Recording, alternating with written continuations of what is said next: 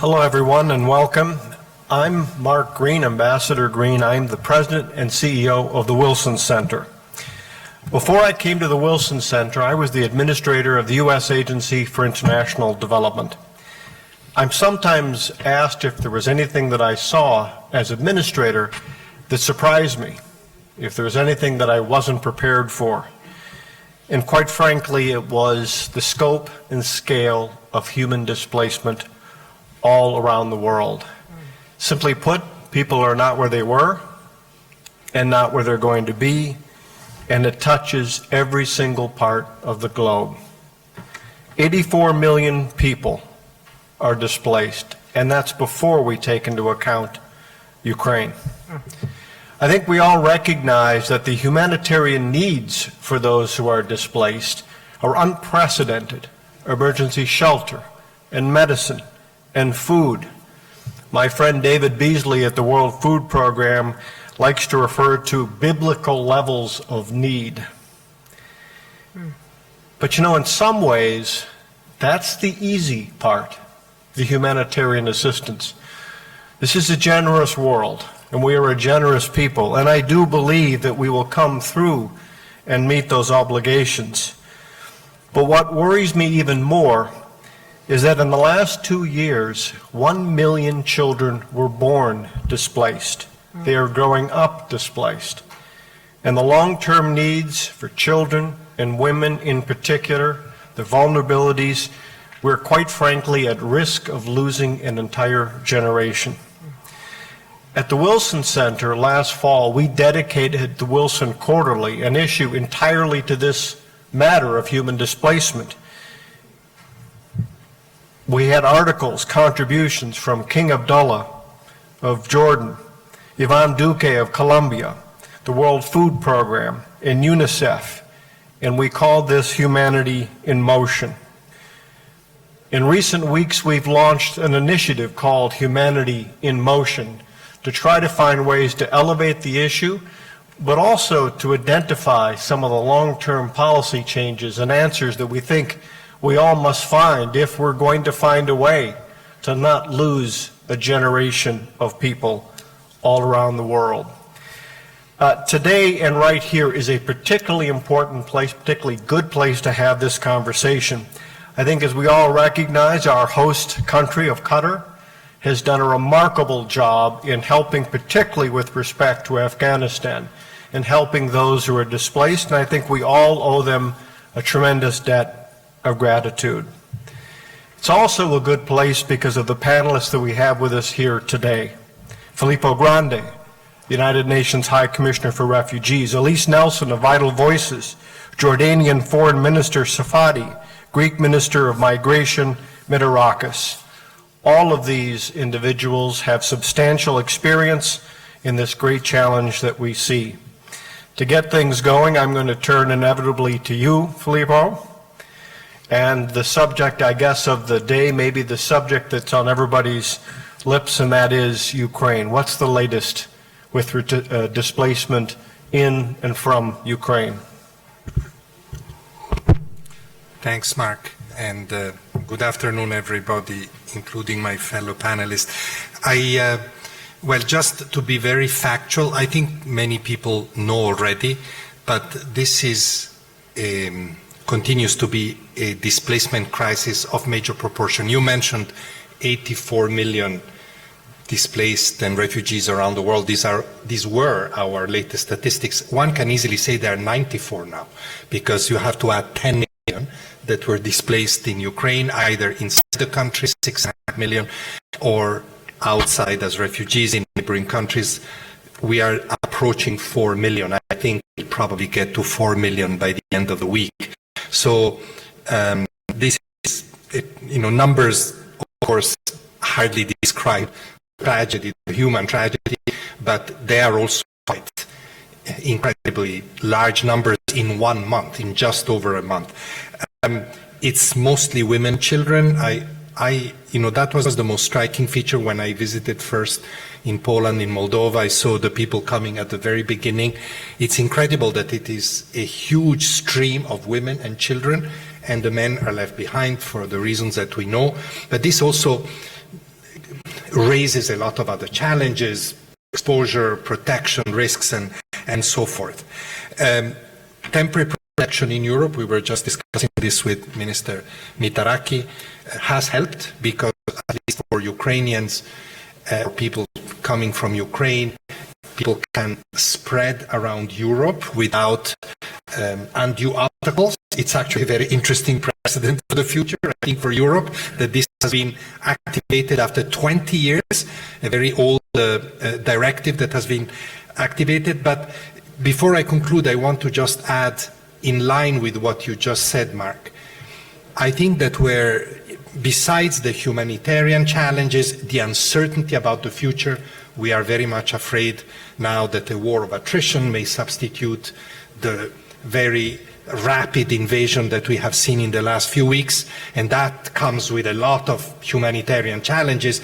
But we're also looking at other places, and we're looking at ODA being humanitarian assistance maybe, but certainly ODA being impacted because of the colossal resources that are being poured in by Western donors in particular to respond to the crisis. And lowering the guard in all the other crises would be catastrophic, be it the Syria response that we've been handling with Ayman and many others for the past 11 years, Afghanistan, where I was just a few days ago, and the list is very, very long. So just something that I think is worth maybe having a few words about is this potential impact that is of great concern to us.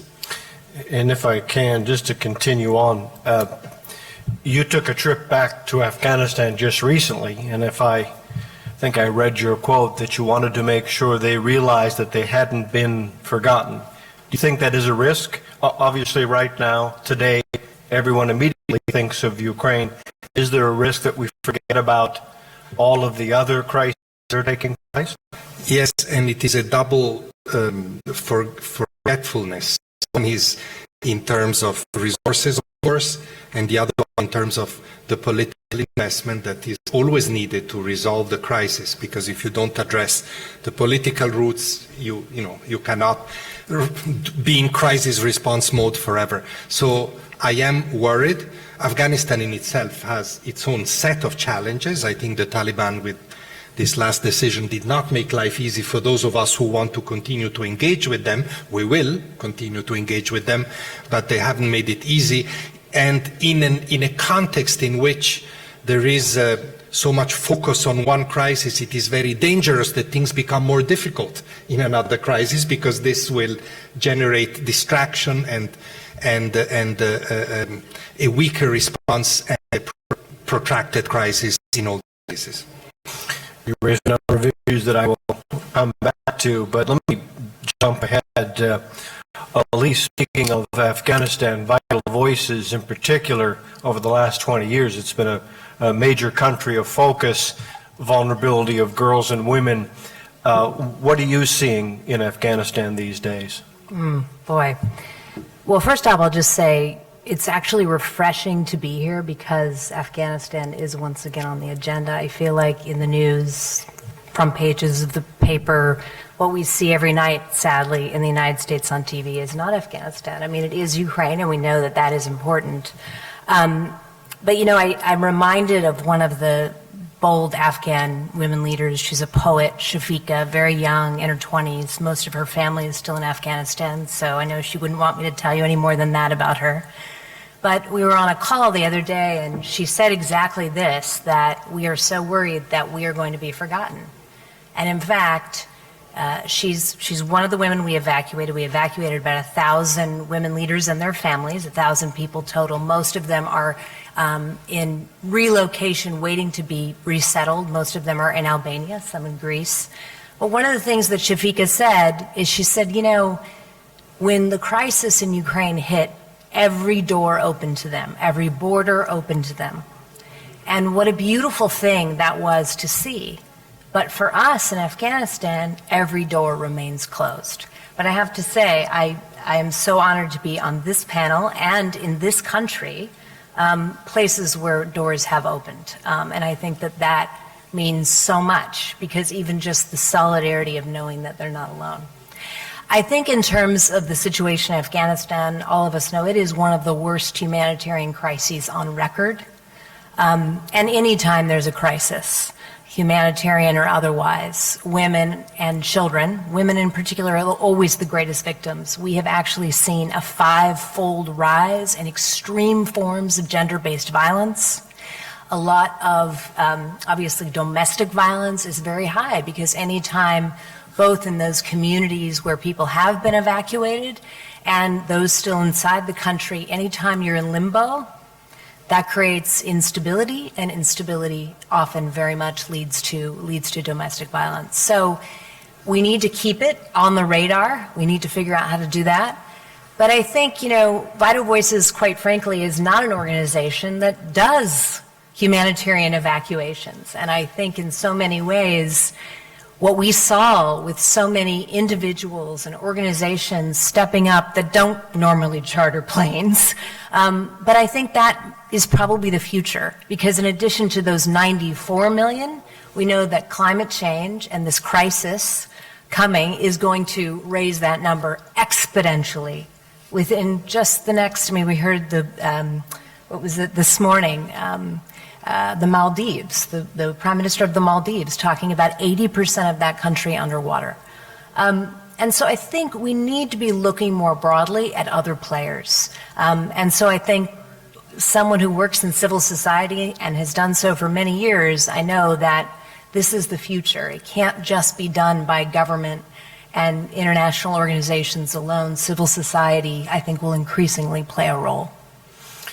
And if we worry that somehow Afghanistan is at risk of being forgotten, Minister of Jordan, I will point to you. Isn't there an even greater risk that Syrian refugees are at risk of being forgotten? And your government, of course, has done extraordinary work and been remarkably generous in hosting 1 million Syrian refugees.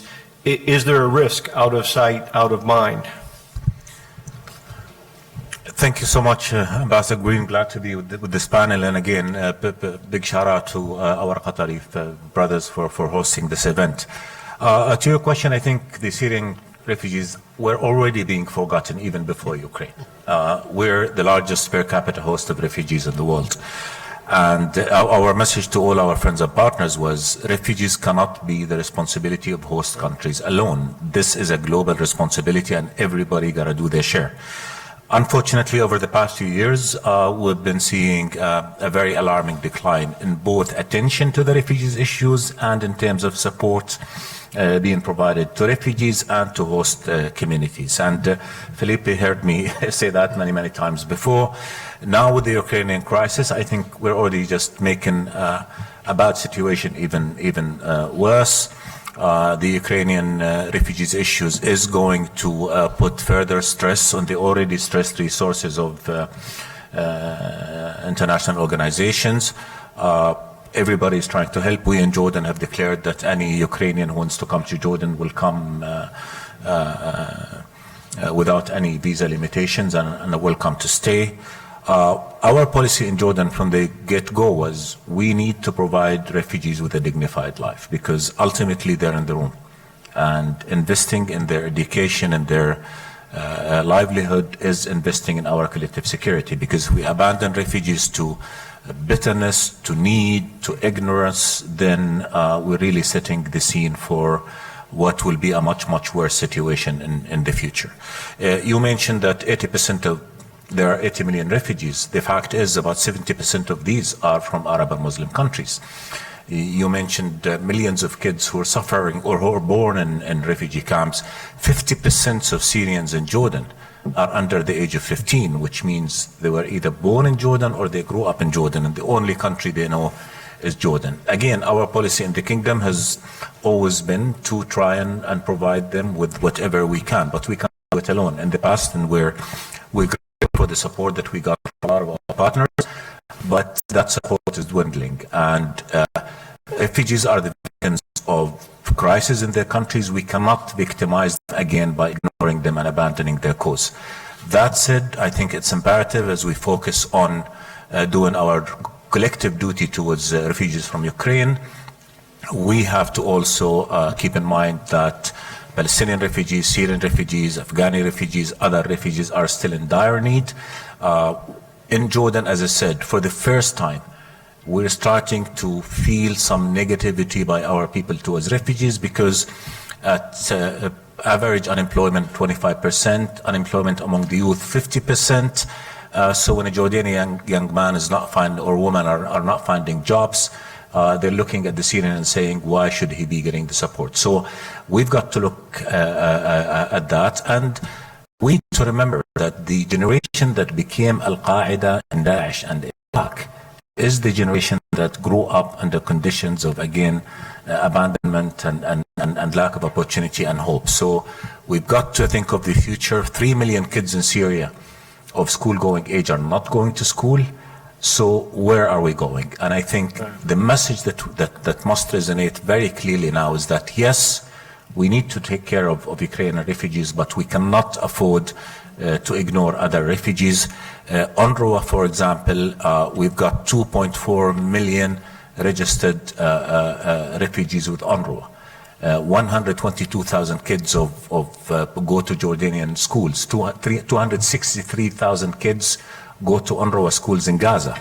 If they do not go to school, they're going to the street. And we all know the implications of that. Every year we're in crisis mode. Are schools going to open or are they not going to open?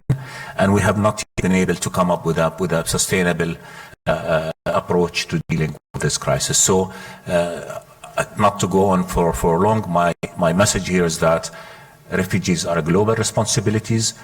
They are being ignored. The consequences of that are dangerous for all of us. Let's all remember that when refugees started crossing into Europe immediately after the Syrian crisis, we saw how much of challenges that caused. We have to do what's right. And to those who are worried about refugees going to Europe, my simple answer is, if refugees are provided with a dignified life in the immediate neighborhood, they're not going to go to Europe. And the other lesson that we've learned in Jordan is that refugees hardly go back. Right. They don't go back. So that's a problem that's going to require all of us coming together. So, Mr. Al-Safadi, that was one of the striking elements of His Majesty's contribution to the Wilson Quarterly, was an open admission that they're, in fact, very unlikely to go back, and also an admission that there is a burden, obviously, on the host community and the host country. And yet, given that, and this panel is all about long-term and solutions, your government issued 257,000 work permits for Syrian refugees at a time when you mentioned there is youth unemployment. Why, and what have been the impacts of that? So why? Because again, they're there, they need to live. If they don't work, they're gonna do whatever they can to provide for their families. We have to take that responsibility seriously. We need to make sure that, again, they're able to provide their families and have a dignified life. Yes, 273,000 permits at a time of 50% unemployment among the youth. Said 133 actually. 1,000 kids go to our official education system. Some of our schools have to operate on a 2-shift or 3-shift basis. Now, only 10% of refugees in Jordan live in refugee camps. 90% are spread across the country. Again, even before COVID, less than 50,000 people went back to Syria. And people ask, you know, we all speak in sort of legal language, voluntary return and this and that. But look, the decision to go back comes back to a simple family conversation around supper among refugee family. Am I going to be able to provide for my kids? Will they have schools? Will I have a job? Will I be safe? And if the answer to any of those questions is no, people are not going to know. So again, this is why we also work as much as we can on also trying to resolve crises that were the reason for which those people left their homes to start with. Absent political solutions to those crises, absent a collective effort to try and restore normalcy to those countries, that is going to be a chronic problem, and that's going to be a problem that will stay with us for a long time. And again, we need to look at that in sort of humanitarian perspective, security perspective, social perspective. So as I said, in Jordan, we do what we can. I have to say, the first refugee in the world to be vaccinated during COVID was in Jordan, because again, our policy was, they are here, we got to do the right thing. And the right thing is to give them hope, give them respect. Otherwise, there's so many spoilers out there that are going to try and prey on their misery and direct their energies towards radicalism and other things that would ultimately haunt us all. So again, this is a problem for all of us. We cannot afford to abandon refugees. And one thing I want to say is that we got to be very careful in our narrative as well. Some narrative came out that was extremely dangerous when people in our region started to say there's a degree of discrimination here. That, we see the mobilization towards Ukrainian refugees, which we believe is right. But again, some of the narrative that was used really resonated extremely negatively in the region. By the end of the day, they're all humans, they're all kids, they're all children, and they all need the same degree of attention. And we cannot wait just for crises to happen to act. If we act preventively, we can spend less and achieve more. Minister Mitarachi, from the European perspective, the EU recently took an extraordinary step, unprecedented for the EU, saying that for Ukrainian refugees coming in, for 3 years, they could move anywhere inside the member states? First of all, let me say it's a positive development for the European Union. I'm proud as a member of the Council that we voted on the 4th of March to activate the 2001 directive that has never been used before.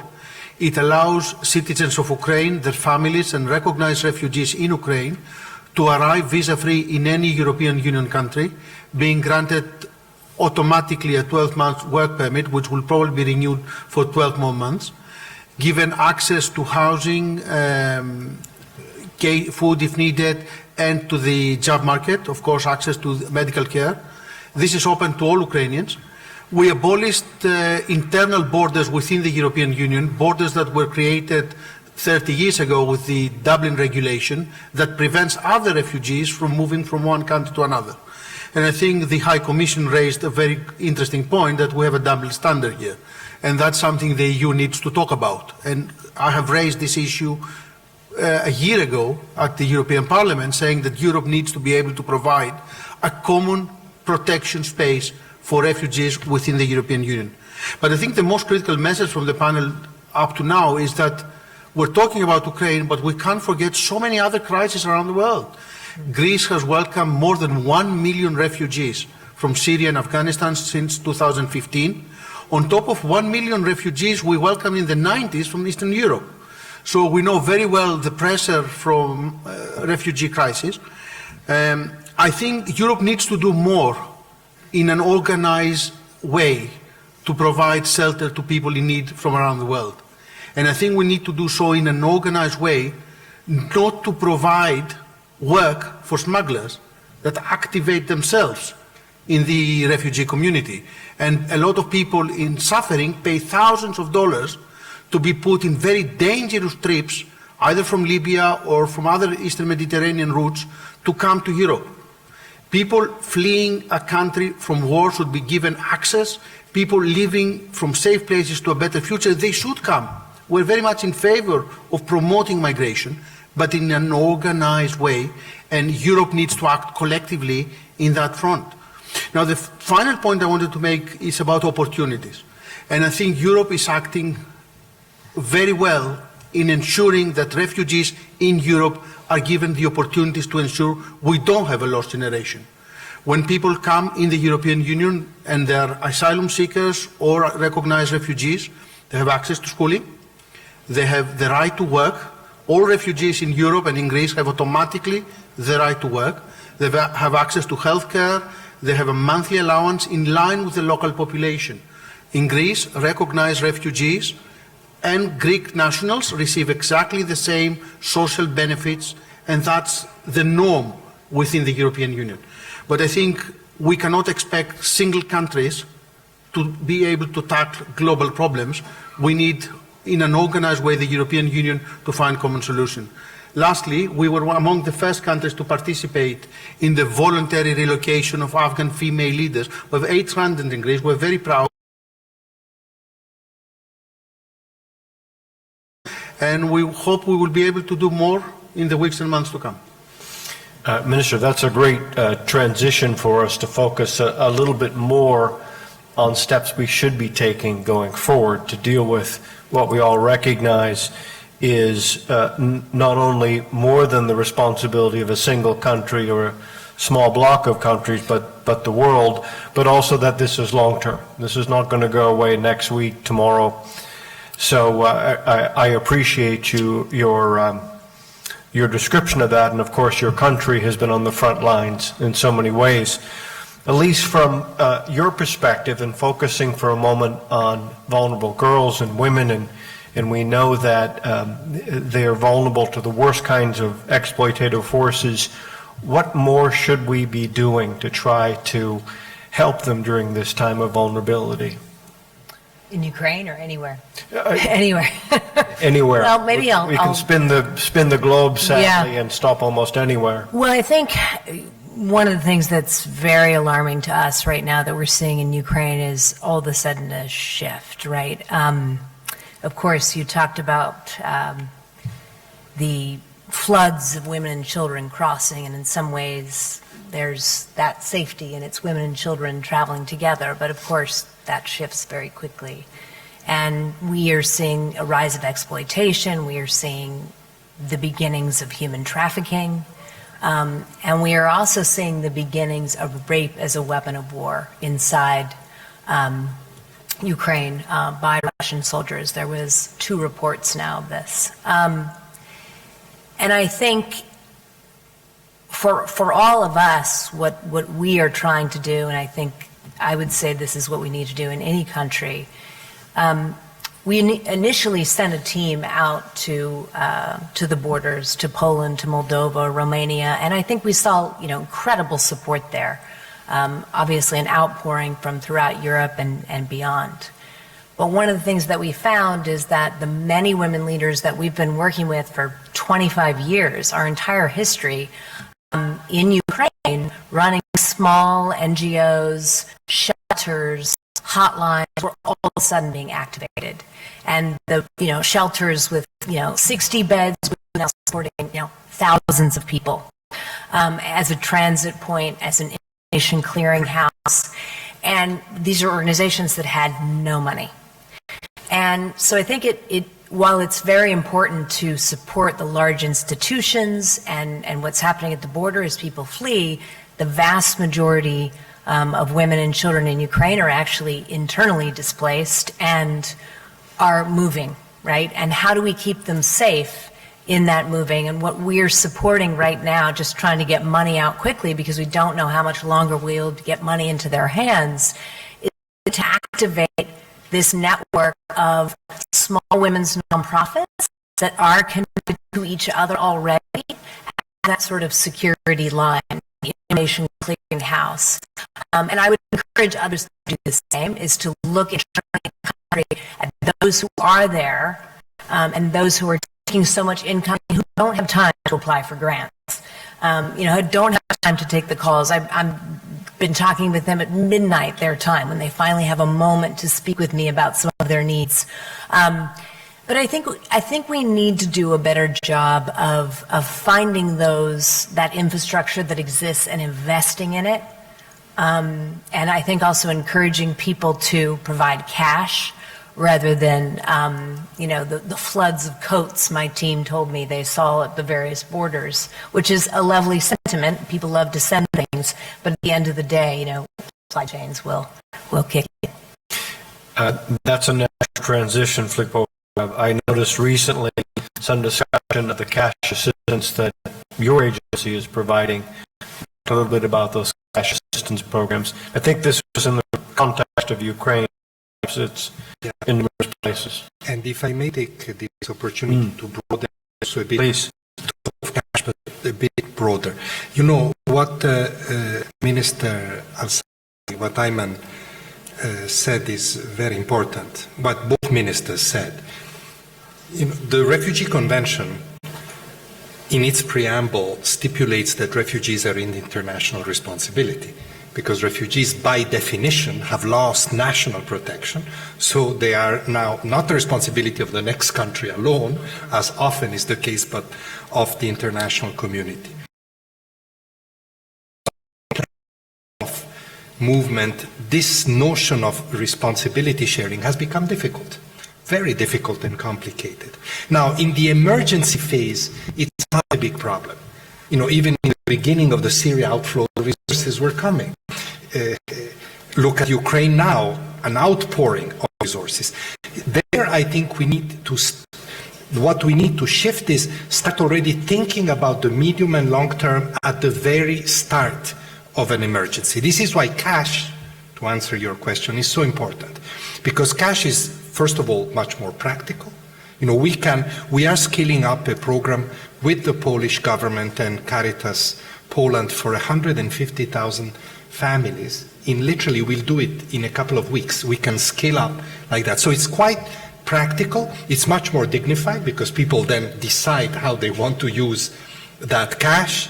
And it's a bit more of an investment of the future should that situation become protracted. Because when it becomes protracted, like the Jordan situation, there is where the challenges begin, because the big resources of the emergencies dry up. There, just not to make it too complicated, but where really my organization, which is essentially protection and relief organization, where we have made huge strides and a shift in our own thinking, is linking up with development organizations. And when you were at USAID, we had this discussion many times. How can we cooperate from the beginning of an emergency to already invest in areas where we know that sustainability will be key?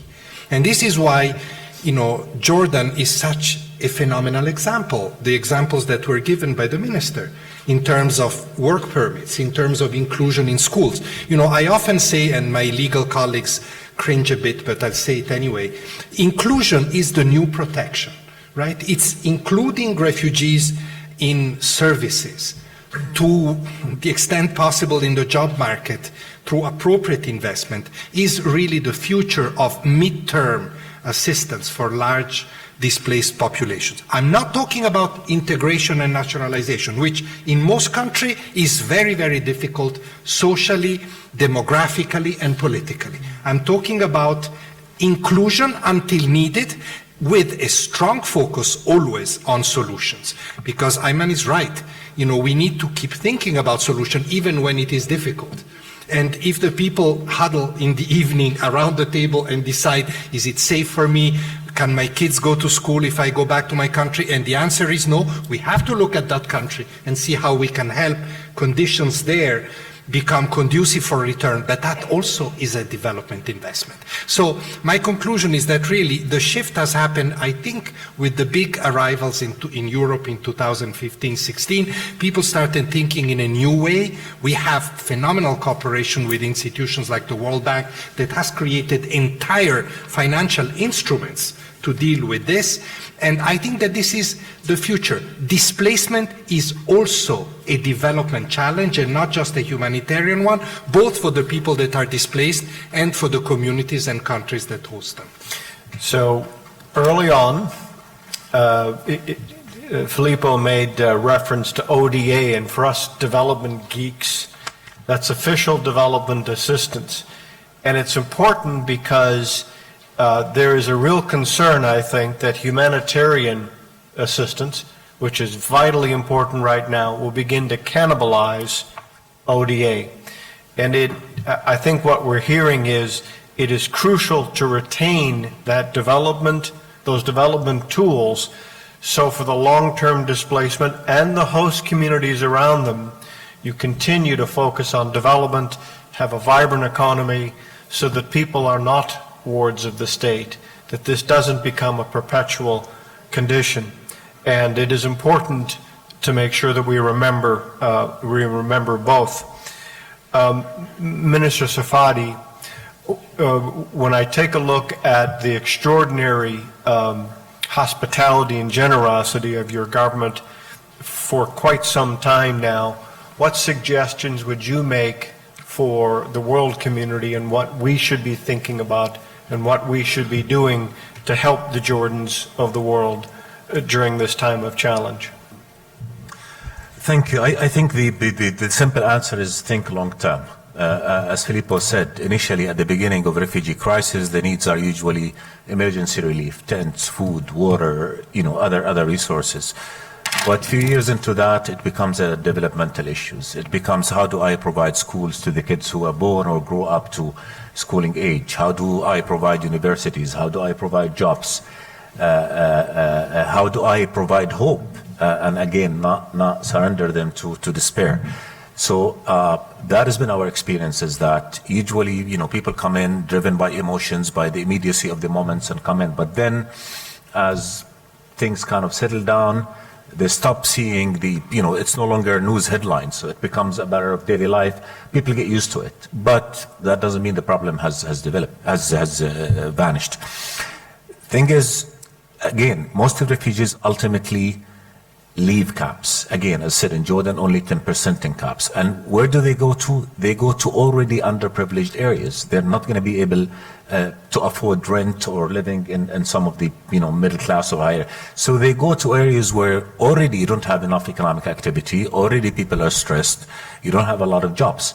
And the other dynamic that needs to be looked at is not just refugees, but again, the host communities where they're interacting with them on a daily basis. So you need to create an ecosystem that would ensure support for refugees and ensure support for the host communities so that they continue to embrace refugees, and instead of having a negative dynamic, you have a positive dynamic where they start sharing their livelihoods as they do. So I think ultimately, we need to think longer term, and we need to think comprehensively. We cannot afford to move from one crisis to the other and forget the immediate crisis once a new one emerges.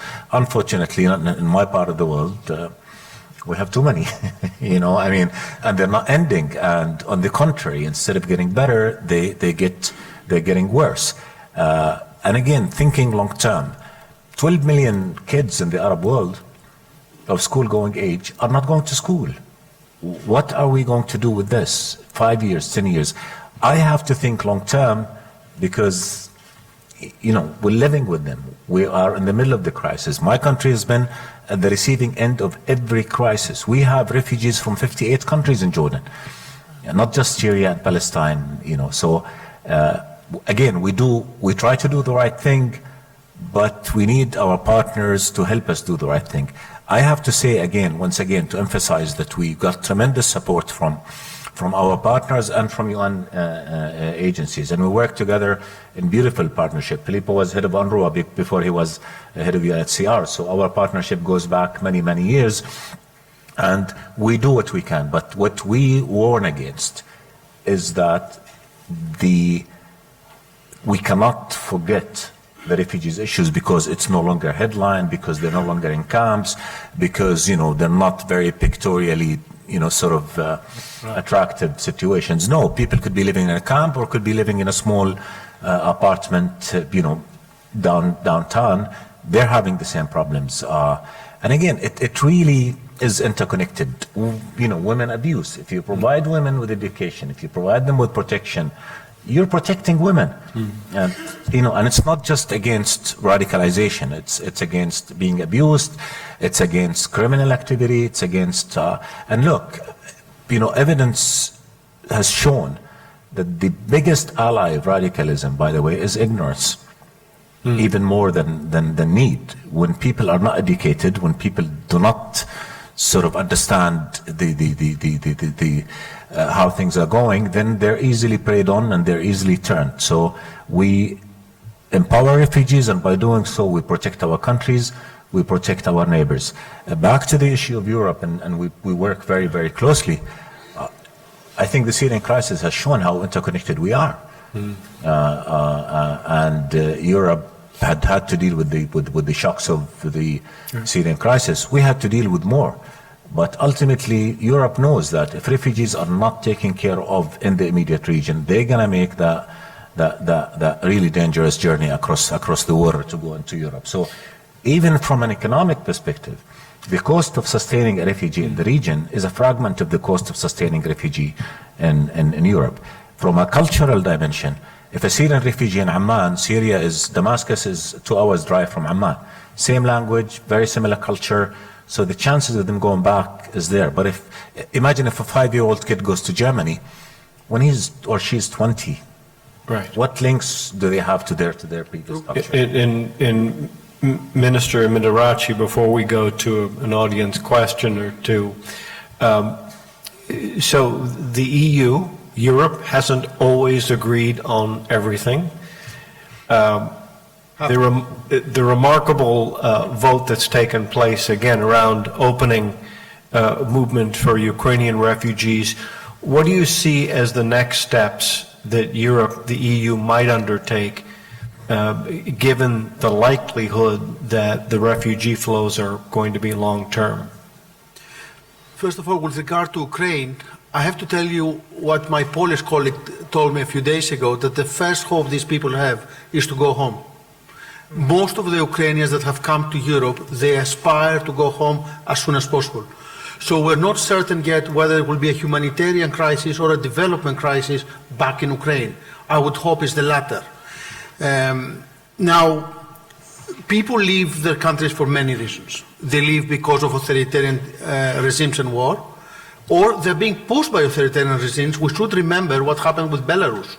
The case with Belarus versus Lithuania, Latvia, and Poland demonstrates how sometimes authoritarian regimes are using people for political gains. Europe needs to do more to tackle other sources of migration.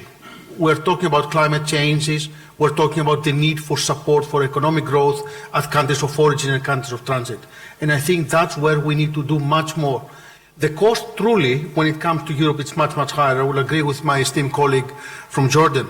For example, in the case of Greece, we invested in the last 7 years, just through UNHCR and IOM, 1 billion euros for the protection of people that came through our country for this period of time. So the cost that Europe has to spend within Europe, it's a multiple of what would be spent if it's done regionally. But more importantly, these people that are leaving their countries because of war or political reasons, the fact of the matter is their aspiration is to return to their countries. And I think it's important that these people are given the opportunity by being supported locally to return one day back. Now, when they come to Europe, I would like to emphasize this point again, inclusion is a given. And I think that's a very important part of the European values. When people come and seek refugee in Europe and are recognized in Europe as refugees, then they have all the tools of starting their life again. And I think that's a very important characteristic of the European Union. May I just one thing, my friend, from a country who's said the largest per capita host of refugees, ask that question in 10 years.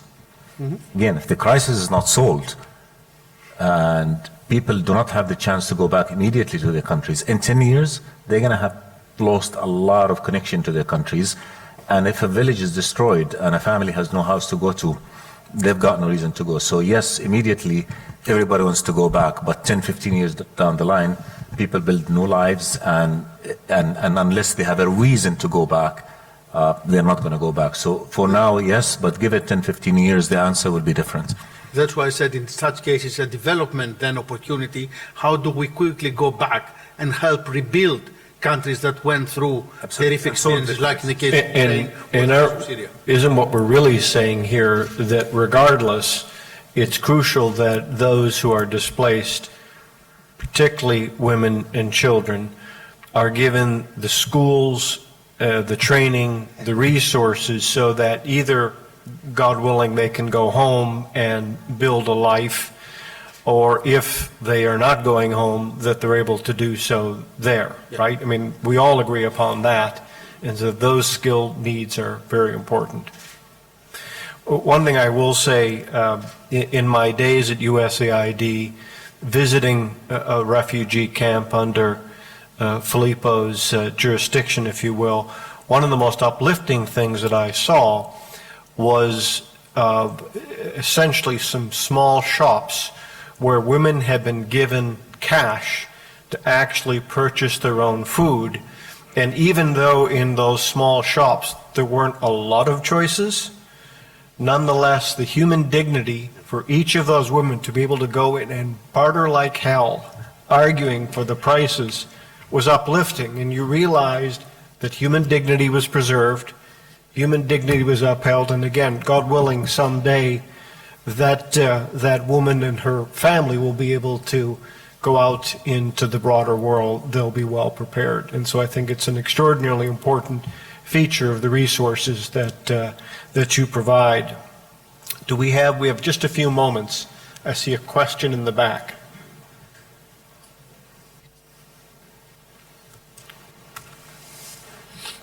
Thank you very much for the inspiring words.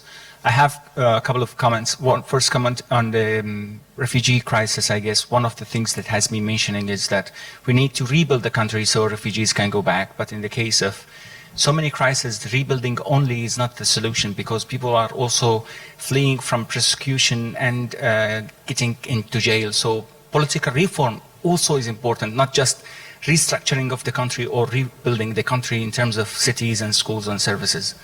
The other thing is, it's really wonderful to hear His Excellency Filippo talk about the Nexus, humanitarian development nexus. But this is also a journey that we need to intake, and this is not really happening very fast. We need to revise our humanitarian programs to ensure that this nexus is being implemented. One more thing that needs to be addressed is localization. And this is the case of many, I think, civil societies. They want to see themselves in the position where they feed into the solutions, because they have the tools, they have the flexibility, they have their small hands instead of the government or UN agencies with their big, let's say they have their big mechanisms, and sometimes those big mechanisms need a lot of time to be on the move. Why the localization is important. Localization should also be included in the return mechanism monitoring, because those right holders also need to be included. I don't know if any of these would be included in the discussion. Thank you very much. Sure. Yeah. I agree very much with point number 1 and point number 3. So I can just endorse what you said. On point number 2, you know, everybody talks about the nexus. You know, I belong to an organization, luckily, that is quite practical. And I can give you an example. The World Bank, I mentioned it earlier quickly, the World Bank has established a number of financial instruments to help countries hosting large numbers of refugees.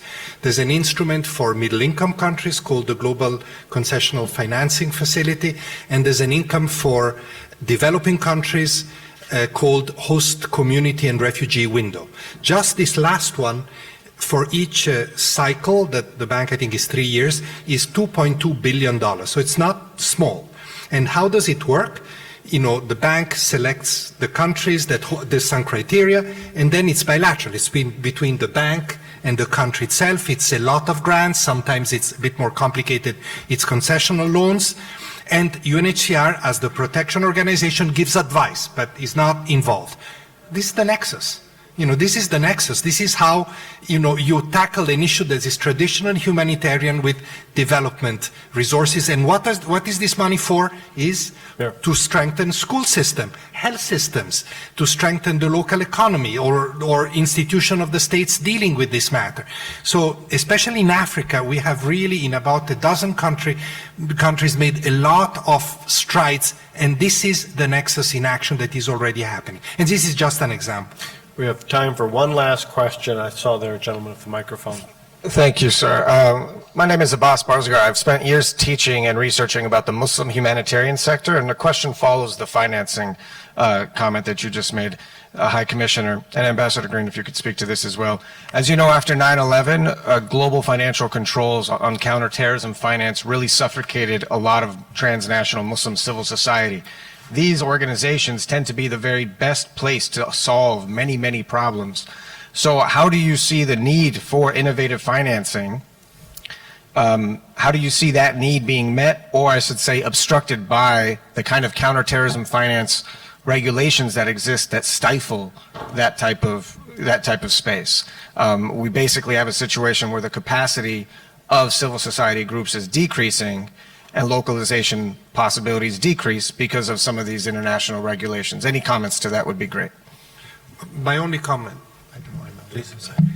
My only comment would be that we are always striving to ensure that, let's call them broadly, sanctions-related constraints or measures do not impact humanitarian work. That's what we always try to do. Beyond that, it's a bit difficult for us to intervene in what is essentially a political discussion, but we're always trying to avoid that there is this negative impact. Then there's other factors that I cannot comment here, they're probably case by case.